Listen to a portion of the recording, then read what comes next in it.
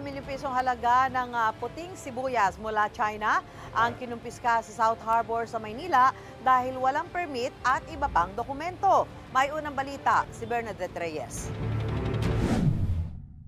Isang 40-foot container van na puno ng puting sibuyas ang nasabat ng Bureau of Plant Industry o BPI sa South Harbor sa Maynila. Katumbas ito ng 25 metric tons na nagkakahalaga ng 3.5 million pesos. Galing umanong China ang mga sibuyas at pumasok sa bansa nang walang kaukulang sanitary and phytosanitary permit import clearance o patunay na pasado sa standards at ligtas kainin.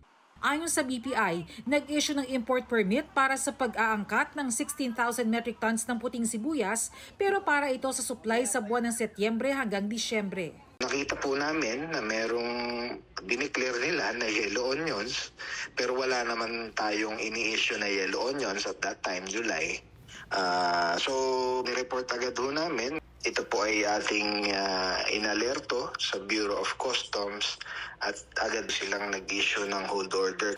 Ayon sa Bureau of Plant Industry, magsisimula muli ang harvest season sa sibuyas pagdating ng Enero, kaya naman sasapat lang daw ang inaangkat na 16,000 metric tons ng puting sibuyas ngayong darating na holiday season. Sabi ng tinderang si Myla, malaking tulong na may supply ng sibuyas para hindi sumipa ang presyo. Dati po kasi ang mahal ng sibuyas eh. So ngayon medyo kagandahan, hindi tayo hirap sa pag may naghahanap ng sibuyas. Sa monitoring ng Department of Agriculture, naglalaro sa 70 hanggang 180 pesos ang kada kilo ng presyo ng imported white onions. 90 hanggang 140 naman ang local, habang 75 hanggang 140 naman ang kilo ng red onion. This is holiday season nga. Ang tendency is tumadagdag yung presyo. Tinututukan din namin na talagang may supply. So, hindi sila pwedeng magtaas o mag-spike agad ng presyo. Ito ang unang balita, Bernadette Reyes para sa GMA Integrated News. Mahalaga raw na isama sa mga hakbang patungo sa disaster resilience at sustainability sa pagpaplano ng ekonomiya ayon kay Pangulong Bongbong Marcos. Sa talumpati ni Pangulong Marcos sa pagbubukas ng Asia-Pacific Ministerial Conference on Disaster Risk Reduction kahapon, sinabi niyang malaki ang oportunidad na magtulungan ang mga bansa sa Asia-Pacific region para mapigilan ang epekto ng climate change at mga sakuna. Umaasa siya magkakaroon ng pondo para dito na magagamit ng mga mahihirap at vulnerable na bansa. Nasa Pilipinas ang mga kinatawan ng iba't ibang bansa para sa pulong na gagawin hanggang October 18. Sa Biyernes, October 18, itinakda ng Commission on Elections ang electronic raffle para matukoy ang pagkakasunod-sunod ng mga party list sa balota para sa eleksyon 2025. Batay sa resolusyon ng Comelec and Bank, 156 party list groups ang kasali sa raffle. Tiniyak ng Comelec na selyado ang software at ipanggagamitin sa electronic raffle. Sinimulang ipatupad ng Comelec ang raffle system noong 2013 para maging patas sa mga party list group. Dati kasi, alphabetical order ang mga party list group sa balota. Kaya marami ang gumagamit ng letrang A o number 1 sa kanilang pangalan para mauna sa listahan. Nangangamba ang isang grupo na baka maapektuhan ng eleksyon 2025. Kasunod ng pag-atras ng isang local partner ng Miro Systems. Ang Miro at natitirang partners naman tiniyak sa Comelec na kayang tuparin ang kanilang kontrata. May unang balita si Mark Salazar. Nag-aalala ang civil society group na Right to Know, Right Now Coalition na baka mapilayan ang botohan sa pag-atras ng isa sa 3 Filipino partners sa joint venture kasama ang Miro ng Korea.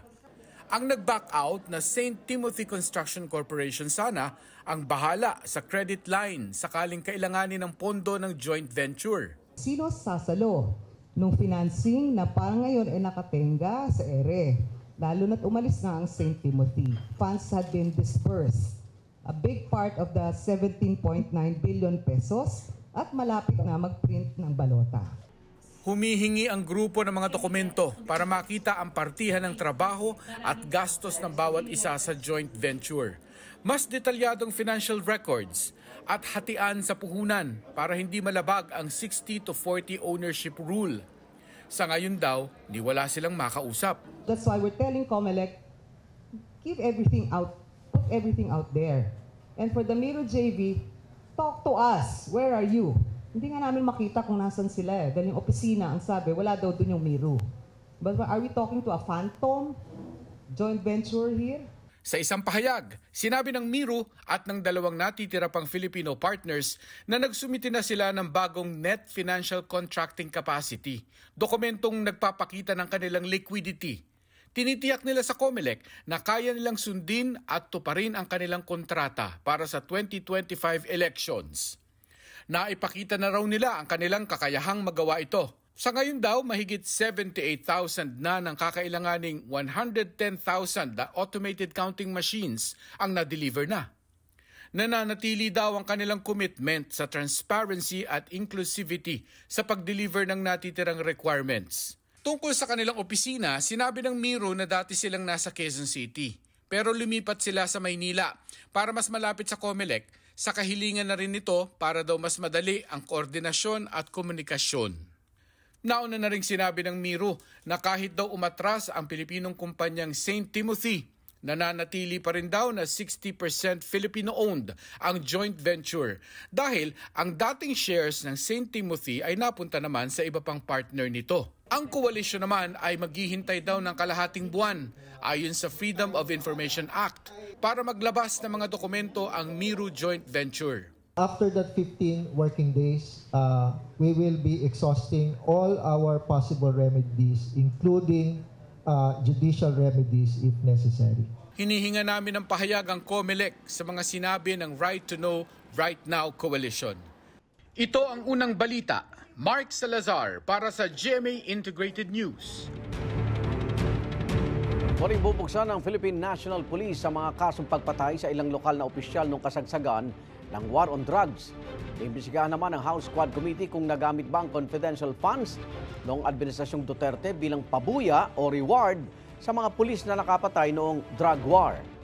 May unang balita si Jonathan Andal. Ang ibinulgar na kalakaran, perang pabuya umano sa bawat napatay sa drug war noong termino ni dating Pangulong Rodrigo Duterte. Ang gustong malaman ngayon ng House Quad Committee, saan nanggaling ang pinamahaging pera? Ayon sa isa sa mga chairman ng komite, posibleng kinuha ito mula sa intelligence funds noon ni Duterte. Kaya lumabas na investigahan yung Intel Fund ng former president because Rohina Garma told us na doon ang galing sa Malacanang yung pera. So, we need to find out saan talaga kinuha yung pera. And we're pretty sure doon yun sa Intel Fund. Ipapatawag ng Quadcom ang COA o Commission on Audit para mabusisi ang intelligence funds ni Duterte sa kanyang administrasyon. Titingnan natin kung paano yung lumabas yung bulk ng pera. Kasi doon sa first 2 months ata, yun nakita namin, parang merong sudden increase from the former president, si Pinoy, tapos suddenly nag-increase yung Intel Fund. From a certain months lang ata, parang medyo malaki na gamit. Sa datos na nakalap ng GMA Integrated News Research, 500 million pesos ang confidential at intelligence funds ni dating Pangulong Noynoy Aquino noong 2016.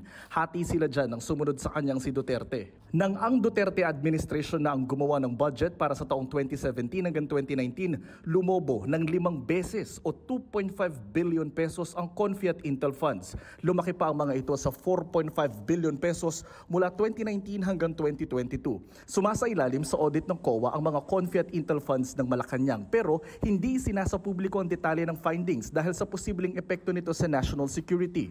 Kaya ngayon pa lang, tingin ni Fernandez, mahihirapan silang imbestigahan ang Intel funds ng dating Pangulo. Sabi niya pwede nilang gawan ito ng batas batay sa kanilang investigasyon. I think it's high time that we have to strengthen yung policy ng COA natin. Talagang merong gantong abusive intent doon sa paggamit ng Intel fund to kill people and pay those who perpetrate it, then I think kailangan nating i-tighten up pa yung pagliliquidate. Ang PNP naman muli raw iimbestigahan ang tinaguriang cold cases o mga kaso ng pagpatay sa mga lokal na opisyal sa kasagsagan ng drug war. Kasunod yan ng revelasyon ni dating Police Colonel Rohina Garma na may mga pulis umano na sangkot sa pagpatay kay Tanawan City Mayor Antonio Halili noong 2018. Titingnan nga natin na kung sino yung mga na-involved na mga, particularly the elected officials and other well-known personalities na namatay during the height of the anti-drug campaign during the time of the previous administration.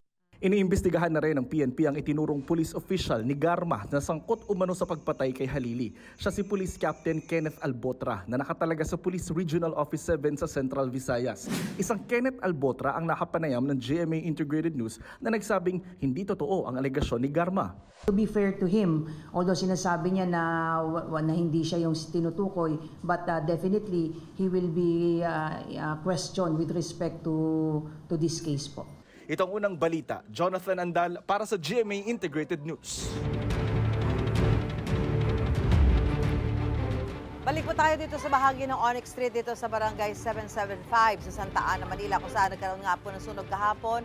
Napasado alas 6 ng umaga at umabot sa 100 mga bahay ang nasunog at ito ay nakaapekto sa may 300 pamilya. Sa ngayon pa samantalang tumutuloy dito sa ilang bahagi ng Onyx Street yung ilan natin mga kababayan.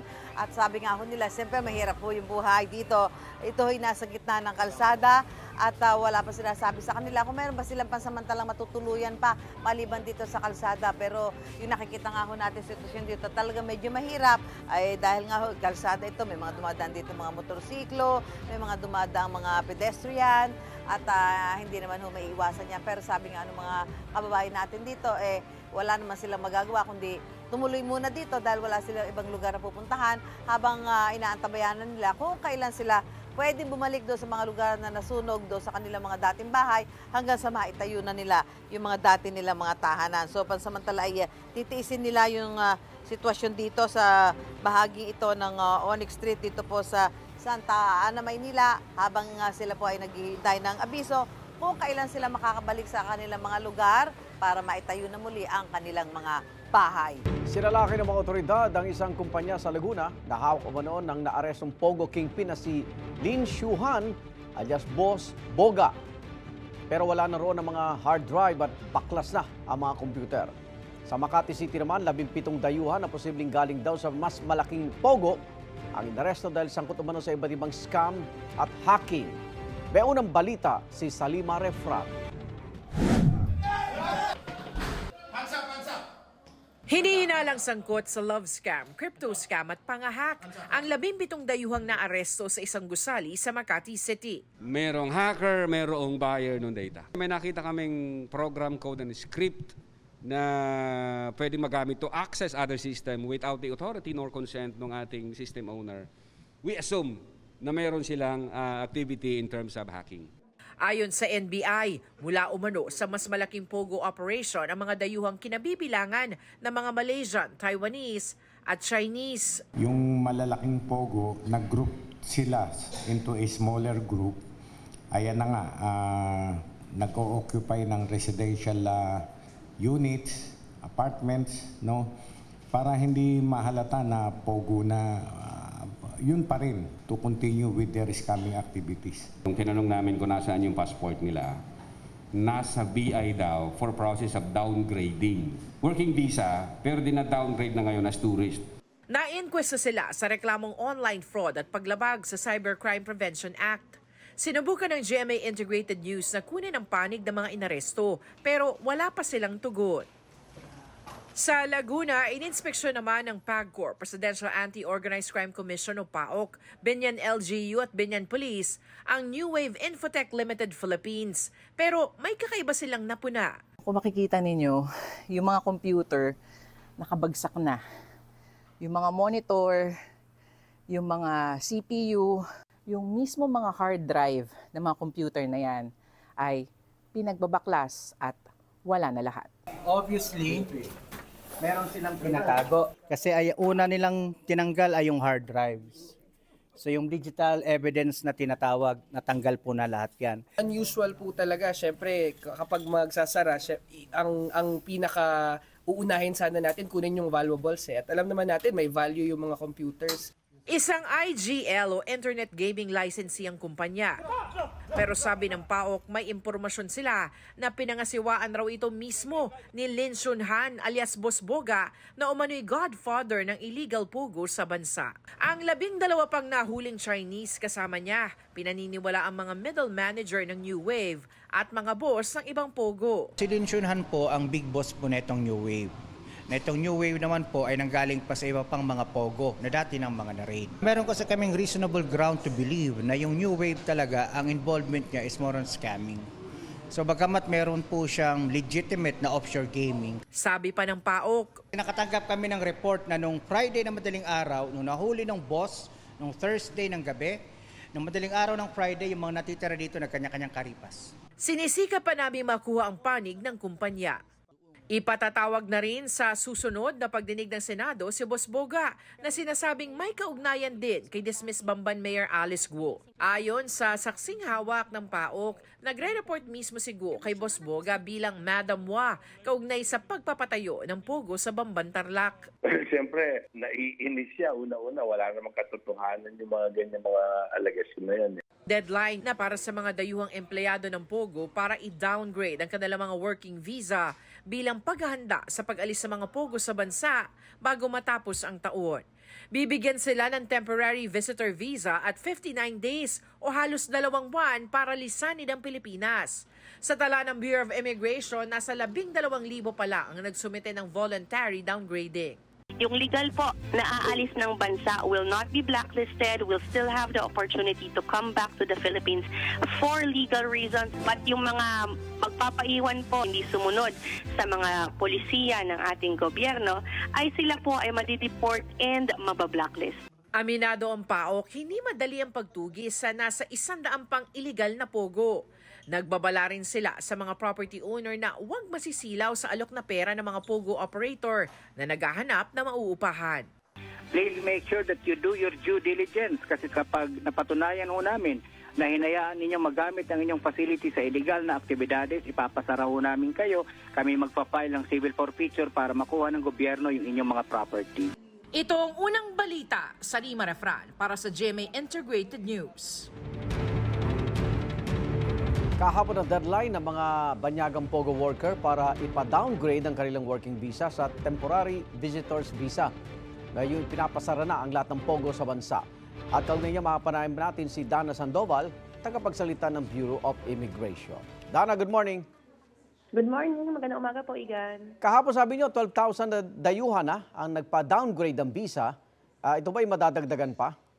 Mukhang madadagdagan pa po ito, Igan. Siguro, papalo ito sa mga 13,000 or more. In the next few days, we will be closing the tally po. Pati yung mga umalis na ng bansa, kasama po yan sa mga binibilang natin. Yung umalis na po and no plans of returning to the Philippines. Ano ba ibig sabihin ng pag-downgrade ng kanilang visa?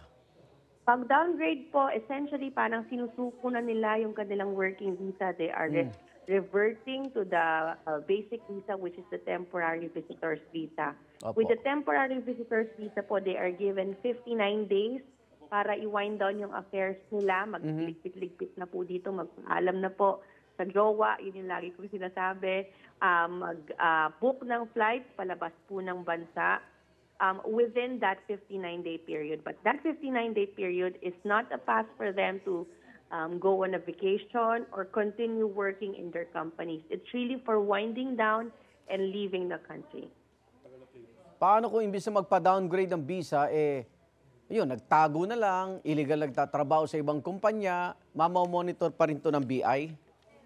Yes, Igan, liable din yung mga kumpanya dyan kapag sila po ay hindi nagpa-downgrade kasi it's the company who is responsible for that dahil yan po ang petitioner ng kanilang visa. Then they may be held liable. Yan po ay pwede nating ituring as harboring illegal aliens. That's why it's the responsibility also of the company to ensure that their employees comply with immigration laws. Yung mga foreign nationals po na decide na magpaiwan at magtago at illegal, they will undergo deportation proceedings and blacklisting. Dana, may impormasyon ng PAOK na yung mga galing sa malalaking pogo, nagtayo na ng sariling pogo hub na maliliit at yung iba, Pilipino pa raw ang operator. Yes, yan nga po ang worry natin, kasi nung nagsara po ito, maraming nag-underground, mukhang may mga nag-underground, mga gustong ilipat ang operations nila. And sa kasamaang palad po, yung ibang kababayan natin has been using this opportunity to gain.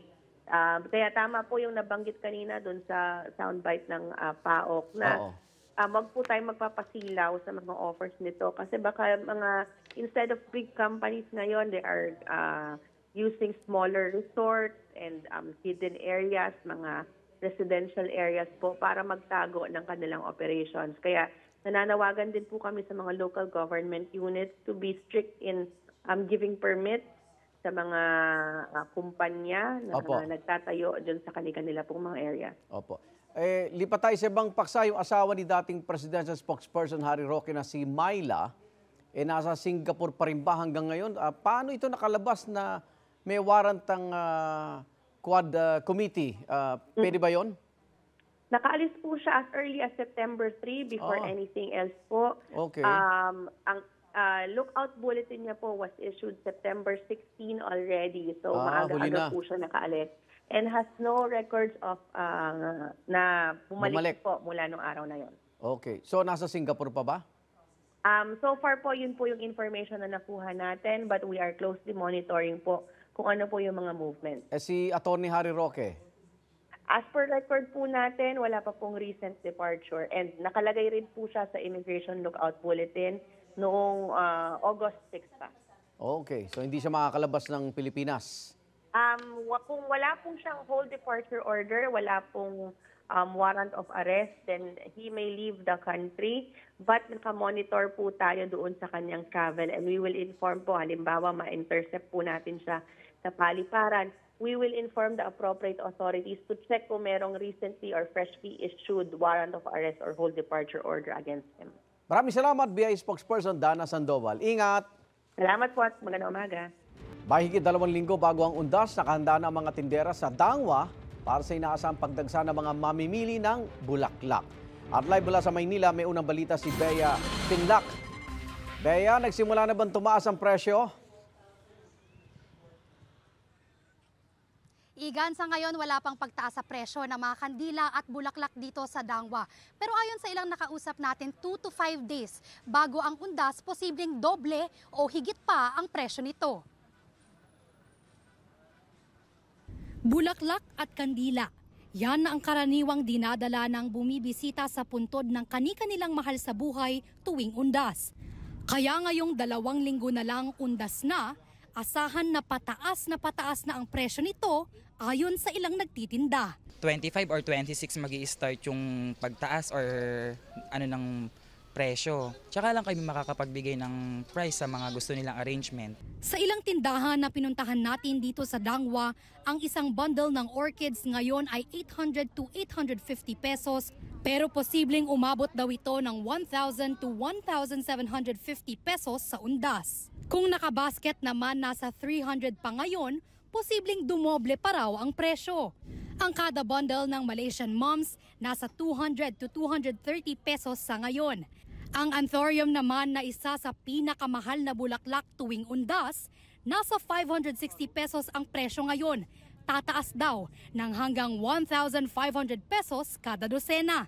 Bihira ang tindang kandila sa Dangwa, pero sa ilang nagbebenta nito, ang pinakamura na at pinakamaliit ay nabibili sa 5 piso. Aabot naman sa 180 to 200 pesos ang presyo ng kandila, depende sa laki at disenyo nito. Hindi naman daw nabubulok ang kandila, kaya payo ng tinderong si Noel, bumili na habang mura pa. Habang palapit po yung undas, pataas na pataas po yung presyo ng bili ng kandila. Mas mainam na ngayon na silang bumili para habang mura po yung mga bili ng kandila.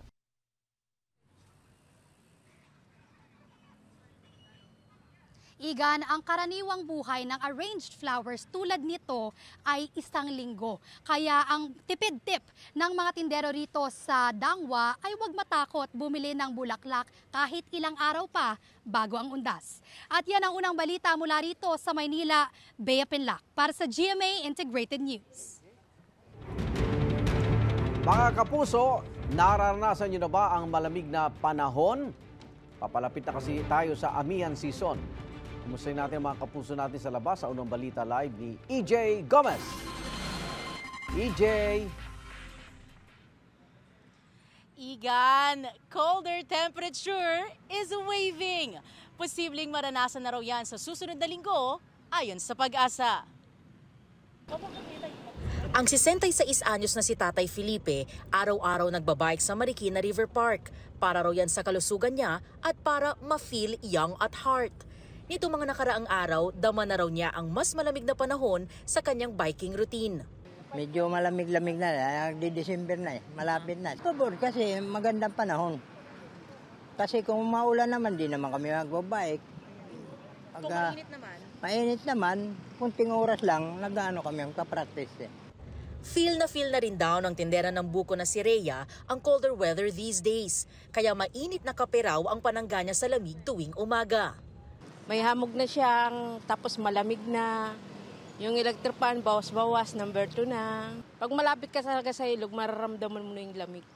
Ayon naman sa Pag-asa, nasa transition period pa rin tayo papuntang amihan season matapos ang habagat. Ang amihan season sa bansa ay karaniwan daw nagsisimula sa ikalawang linggo ng Oktubre hanggang kalagitnaan ng Nobyembre. Igan, hati yung mga hugot ng mga ilang kapuso nating nakausap dito tungkol sa mas malamig na panahong nararanasan nila ngayon. Magkakaiba sila ng sinabi, yung mga nagbabike, ehersisyo at yung mga tumatambay lang dito sa may Marikina River Park, mas okay daw sa kanila ang panahon na ganito, yung hindi maalinsangan dahil mas mahaba ang oras nila sa kanilang morning routine dito sa may ilog. Yung mga nagtitinda naman gaya na lang ni Nanay Rhea na buko vendor, hindi okay sa kanya dahil tumutumal daw ang benta.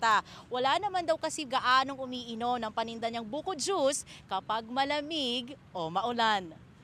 At yan ang unang balita mula rito sa Marikina. EJ Gomez para sa GMA Integrated News.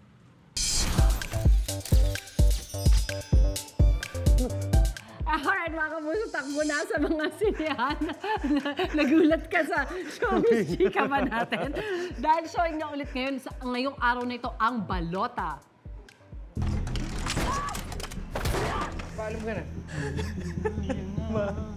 na. Tunghayan ang Best Actress winning performance ni Kapuso Primetime Queen Marian Rivera bilang Teacher Emmy, palabang ina, guro at tagapagbantay ng boto ng bayan. Sa mga naitakbo na sa Cinemalaya, brand new experience ang mapapanood dahil may new cut ang ipapalabas na Balota. Si Marian napalambada nga sa TikTok kasama ang co-star na si Sasa Girl. There you go, the classic Marian dancing videos. May mga nagsabing nalito sila dahil medyo may hawig daw ang dalawa. Biro lang naman yan ng ilang netizen. From lambada ni Marian, naging lambanog yata ang transformation to Sasa Girl. Mother, sure na sure. Hawig sa damit at sa kulot. Yun. At sa kulot din, Yun ang Balota. Another win for the Philippines. Kinoronahan bilang Miss Globe 2024 second runner-up ang ating pambatong si Jasmine Bungkay. Nice! Congratulations! Ginanap ang coronation night sa Albania kaninang alas 3 ng madaling araw. Oras dito sa Pilipinas. Fresh na fresh! Mainit ang pagbati ng kanyang binibining Pilipinas family sa kanyang big win. Huling nauwi ang title at corona ng International Beauty Pageant ni Miss Globe 2021, Maureen Montaigne. Kapuso, mauna ka sa mga balita. Panoorin ang unang balita sa unang hirit at iba pang award-winning newscast sa youtube.com/GMA News. I-click lang ang subscribe button. Sa mga kapuso abroad, maaari ka ring masubaybayan sa GMA Pinoy TV at www.gmanews.tv.